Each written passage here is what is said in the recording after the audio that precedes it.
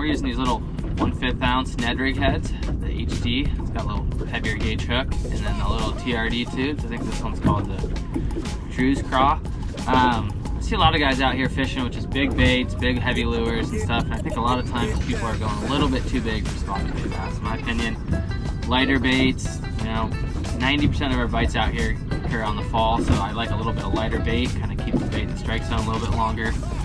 These little tubes work good. On these, I'm kind of casting it out, reeling up my line pretty tight, and just kind of letting that thing sink on a fairly tight line. And a lot of guys want to go a little too fast. You really got to be patient with these. The whole reason you use these lighter heads is so that you can let it sink a little bit slower. So you want to be patient on the sink and keep that rod tip high. And then normally I'll just give it 3 or 4 fast turns to the handle, and then I'll give it another pause. I'll watch my line real close, let it sink back down to the bottom until I see my line kind of slack off again, and then I'll hop back up again. And most of your bites when you're doing this are going to occur in the sink. You're just going to notice a light little tap a lot of times. It doesn't mean it's a small fish, but a lot of times the bites, you know, are pretty subtle when you're using these lighter baits. And right here we're fishing a little drop off. It goes from about 8 feet to about 14 feet, and I'm sitting here on the shallow end right now just because the wind's pushing me this way.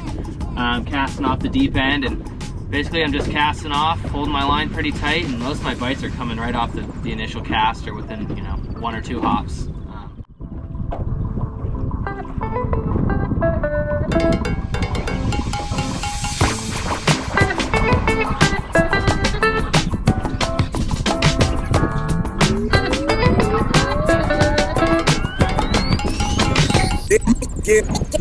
Get down.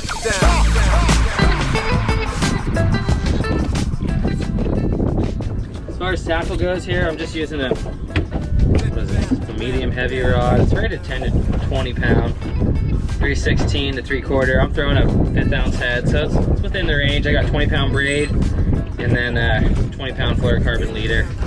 I mean, I don't think you need to go too light out here, just in case you hook something big. And got a little extra pulling power, and then I just use a little loop knot on there. Especially with these lighter heads and a little bit heavier leader, tying a little loop knot like that can be crucial. Just gives it a little extra action.